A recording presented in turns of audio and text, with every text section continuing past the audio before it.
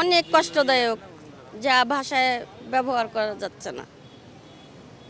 সে আমার দেশি ছেলে, আমার বরিশাল, ওনারও বরিশাল। যে সত্য কথা বলে, যে দেশের জন্য লড়াই করে, তাকেই শেষ করে দেওয়া হয়। এইভাবে তো কেউ আর কথা বলতে পারবে না, বলতে চায় না, মানুষ মুখ বন্ধ করে রাখে।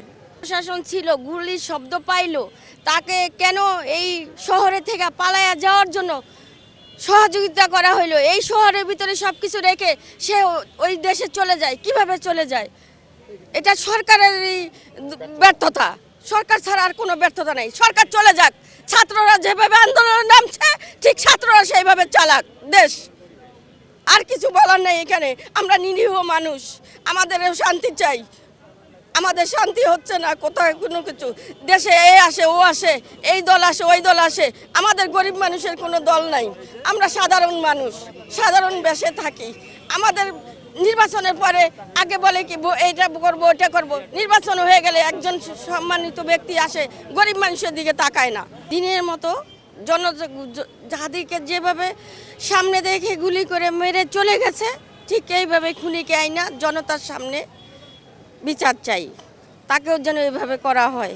উনি যে দেশের লেগে যেটু করছে, এটা ভাষা প্রকাশ করা না।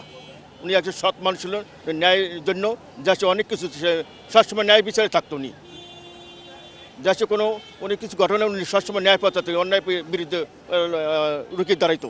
হ্যাঁ, আমরা বিচার চাই। তারা যে মারছে, আল্লাহ জানি তারা জানি আইনে তার থেকে জানি বিচার হয়। আমরা খুনিদের আমরা ফাঁসি চাই। যারা প্রকাশ্যে দিনের বেলায় হত্যাকাণ্ড করলো, তারা কিভাবে রাতারাতি বাংলাদেশ ছেড়ে অন্য রাষ্ট্রে চলে গেল? এই যে অন্য রাষ্ট্রে চলে গেল, তাহলে এই অন্য রাষ্ট্র কি এই হত্যাকাণ্ডের মাস্টার মাইন্ড? তারা কি এই হত্যাকাণ্ড তাদেরকে সুপরিকল্পিতভাবে করিয়ে তারা তাদের রাষ্ট্রে সেফ জোনে তাকে নিয়ে গেল? আজকে আমরা এই প্রশ্ন অন্য রাষ্ট্রের যারা রয়েছে তাদেরকে স্পষ্টভাবে বলতে চাই।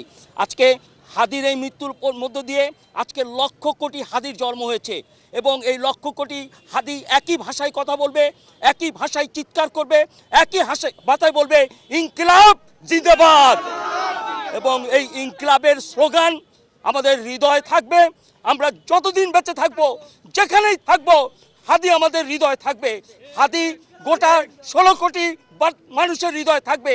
হাদিদের মৃত্যু হয় না, এবং হাদিরা যুগে যুগে জন্ম নেয়, এবং হাদিদের জন্য এই বাংলাদেশের স্বাধীনতা, এই বাংলাদেশের আমাদের এই সাহস, হাদি হচ্ছে বাংলাদেশের সাহসের বাতিঘর।